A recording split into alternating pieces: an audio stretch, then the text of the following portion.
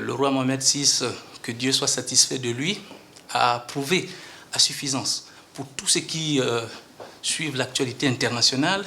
qu'il est pratiquement dans tout le continent. En ce qui concerne le continent, l'intéresse. Nous avons la preuve de ce leadership avec son retour, notamment à l'Union africaine, et aussi sa demande d'entrer à la CEDEAO.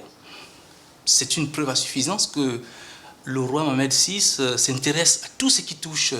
le continent. Nous avons aussi, comme exemple, en ce qui concerne notre pays, une mosquée qu'il a eu, donc, que son père a eu à ériger au Gabon, grâce à la coopération et à la relation qui existait entre nos deux chefs d'État, notamment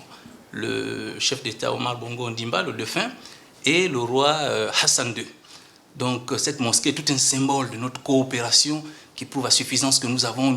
menons une relation tout azimut, c'est-à-dire dans tous les domaines, non seulement des relations économiques avec bien sûr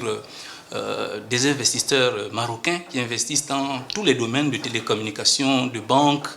et bien sûr aussi aujourd'hui avec la Fondation Mohamed VI des oulémas, avec nos jeunes compatriotes qui sont formés au Maroc. Grâce à cette fondation, nous allons avoir pour la première fois une véritable élite d'imams qui vont réellement traiter des problèmes qui relèvent directement de l'Afrique en ce qui concerne donc la pratique de la religion musulmane, bien sûr en conservant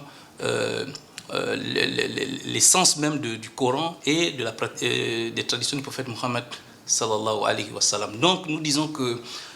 nous avons aussi vu, et pour le féliciter, que lorsque le président de la République, Ali Bongo Ondimba, a eu ses soucis de santé en Arabie Saoudite, c'est au Maroc qu'il a continué donc sa convalescence. Voilà un tout petit peu ce qui se passe entre cette coopération qui existe. Et chaque fois que le roi du Maroc est arrivé au Gabon, il ne manque pas de revenir nous rendre visite à la mosquée ou de faire en sorte que ses collaborateurs, ceux qui sont avec lui,